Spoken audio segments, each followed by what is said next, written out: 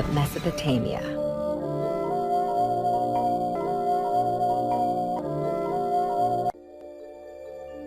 The story of writing, astronomy, and law.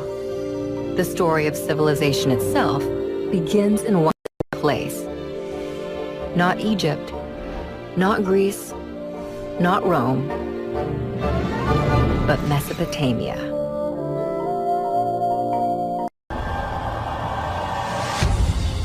It's 10,000 BC.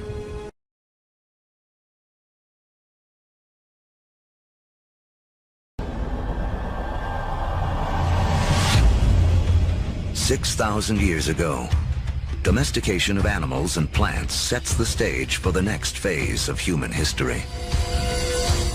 Like clouds of interstellar dust gathering in material to form stars, a type of gravity is at work as places like Sumeria, located in part of the Fertile Crescent known as Mesopotamia, draw in people, support large populations, and spin up into centers of power and innovation. By 3000 BC, some of these Sumerian settlements can truly be called our first cities. One of them, Uruk, has around 50,000 people living in less than 1 square mile. It's modern-day New York City. Humans have become so efficient at deriving energy from domesticated food that this land area, which would have supported only a single hunter-gatherer, triggers a new dependence. Our ancestors developed the first writing. To protect them, the first armies. And to administer them, the beginnings of politics.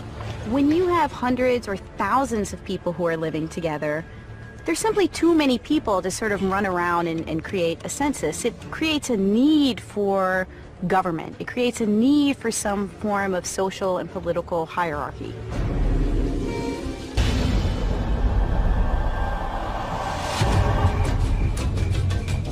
"5,000 years ago, after wandering the Earth for more than 100,000 years, mankind has begun to settle down.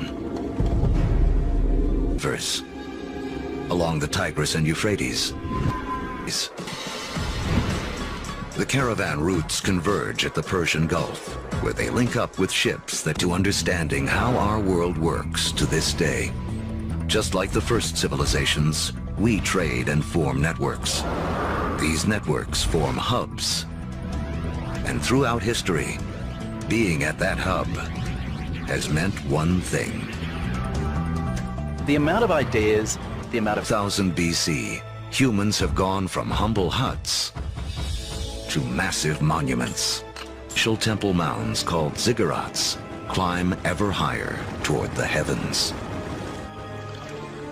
To cement these massive structures together, the builders of Sumeria turned to a substance that oozes from seepages along the Euphrates River. It's called bitumen. Used as asphalt in the modern world, it is the first petroleum product to be exploited by mankind. While bitumen is highly prized, the lighter, thinner substance oozing from the ground along with it is considered a nuisance by the ancients because it catches fire so easily. The ancients call it naphtha. We call it gasoline. And it's one of the first indications of the vast oil fields that will one day turn the cradle into a center of wealth. First civilizations can be seen in surprising ways. The Sumerian counting system was based on the number 12 rather than 10, which is why we divide our days into 2 12-hour blocks, our hours into 60 minutes, and our minutes into 60 seconds. The Sumerians also likely invented the wheel, which eventually leads to another innovation that will change the course of man, the chariot.